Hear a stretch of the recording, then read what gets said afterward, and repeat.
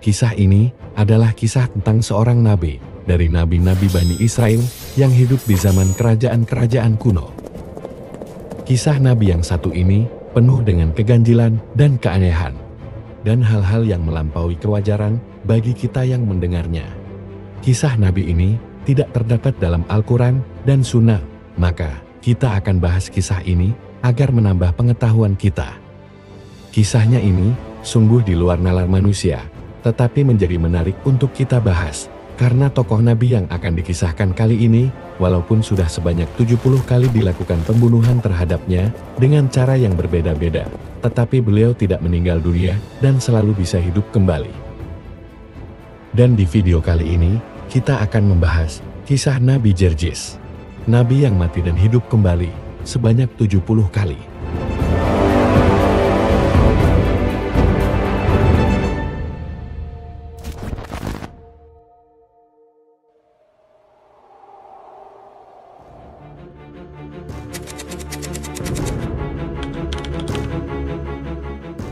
Nabi Jerjis, atau yang dalam istilah barat disebut dengan George, diperkirakan hidup di kisaran abad ketiga atau keempat Masehi. Beliau diutus di antara Nabi Isa dan Nabi Muhammad SAW. Menurut catatan sejarah, Jerjis berasal dari bangsa Yunani, yang berarti beliau adalah orang Eropa. Sesuai dengan namanya, George, yang biasanya dipakai oleh orang-orang barat. Kisah tentang Nabi Jerjis ini sangat jarang kita temui, karena memang di dalam Al-Quran dan hadis pun tidak menceritakan kisah tentang nabi ini. Namun Imam At-Tabari menceritakan kisah Nabi Jerjis ini dalam riwayatnya. Terdapat khilaf dari para ulama tentang sosok Jerjis ini. Ada yang mengatakan beliau adalah nabi, ada pula yang mengatakan beliau adalah waliullah, yang karomahnya atau kesaktiannya hampir setara dengan nabi-nabi utusan Allah Subhanahu wa Ta'ala. Nabi Jerjis diutus kepada suatu kaum, yaitu kaum yang menyembah berhala. Tetapi bedanya adalah, kaum ini menjadi penyembah berhala, karena berada di bawah ancaman seorang raja zalim. Raja yang zalim itu dikisahkan bernama Darian. Raja Darian adalah seorang raja yang suka berbuat semena-mena kepada rakyatnya. Raja ini adalah seorang penyembah berhala, dan rakyat yang tidak patuh, yang tidak menyembah berhala yang diperintahkan olehnya, akan dibakar hidup-hidup dan disaksikan oleh orang banyak. Raja Darian ini membuat 70 berhala yang diletakkan dalam istananya. Kemudian, para rakyatnya melakukan ritual penyembahan kepada berhala itu, tepat di depan istana raja ini.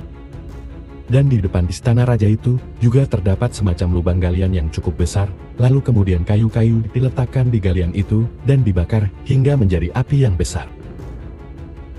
Kemudian rakyat yang enggan menuruti perintah raja untuk menyembah berhala, akan dilemparkan ke lubang itu, hingga terbakar menjadi abu. Dari 70 berhala-berhala yang terbuat dari kayu dan batu itu, ada satu berhala yang paling besar, yang mereka beri nama Afalam. Akhirnya, banyak ketika itu, rakyat yang lebih memilih dihukum mati, daripada mereka harus menyembah Afalam, untuk menyekutukan Allah Subhanahu wa Ta'ala. Dikisahkan, bahkan lebih dari 30.000 orang yang mati di tangan Raja Darian ketika itu. Akhirnya, karena jumlah rakyat yang dibunuh semakin banyak jumlahnya, maka kemudian Allah Subhanahu wa Ta'ala mengutus seorang nabi atau wali kepada mereka untuk menyadarkan Raja Darian yang kejam itu.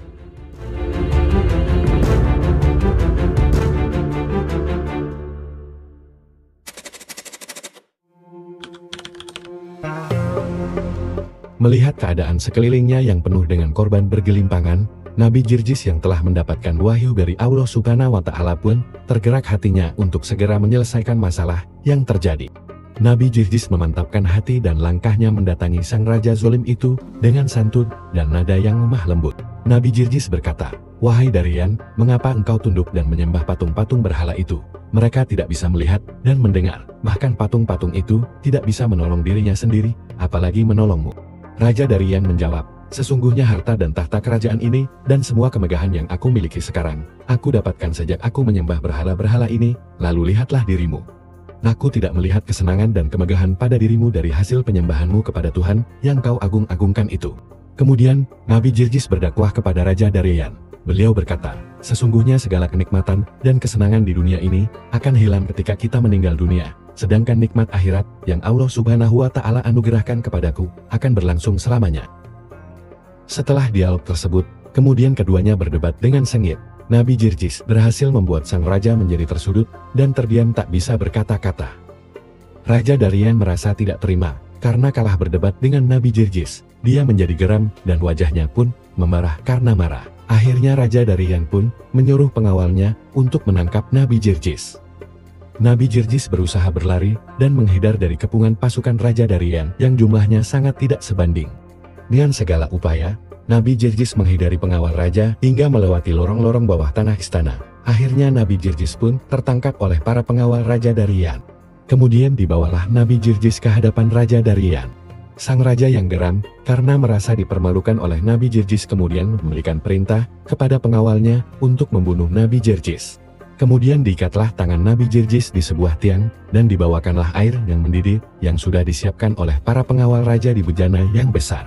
Lalu disiramkanlah air yang mendidih itu ke badan Nabi Jirjis. Seketika itu kulitnya melepur dan mulai nampak daging-daging dari balik kulit yang melepuh itu.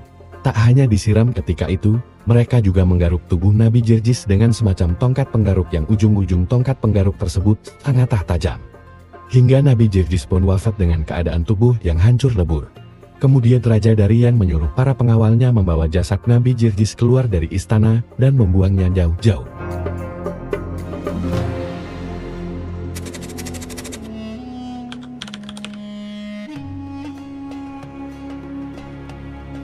Pesta pora pun digelar sang raja untuk sekaligus merayakan atas terbunuhnya seorang pemberontak kerajaan yang berani melawan rezim sang raja. Raja Darian merasa telah berhasil menyingkirkan sebuah batu kerikil penghalang bagi langkahnya yang dia anggap angin lalu dan menganggapnya hanya masalah kecil. Raja Darian merasa sudah di atas awan karena setelah peristiwa itu banyak rakyat yang semakin takut dan tunduk karena melihat perlakuan sang raja untuk rakyat yang berani melawan pemerintahan sang raja. Di tengah pesta pora dan pertemuan sang raja dengan para menterinya yang sedang membahas rencana penambahan patung-patung berhala, tiba-tiba datanglah seorang pria di tengah kerumunan orang yang berpesta di dalam istana itu. Orang-orang yang melihat pria itu pun merasa aneh dan kebingungan seperti tidak percaya apa yang dilihatnya. Ramai pesta pora itu pun berubah menjadi keheningan setelah orang-orang dan para pengawal raja itu sadar bahwa pria yang datang di tengah-tengah kerumunan itu adalah Nabi Jirjis. Sontak, Raja Darian yang melihatnya pun kaget tak percaya, bagaimana bisa orang yang sudah meninggal di tangannya bisa datang kembali di hadapannya.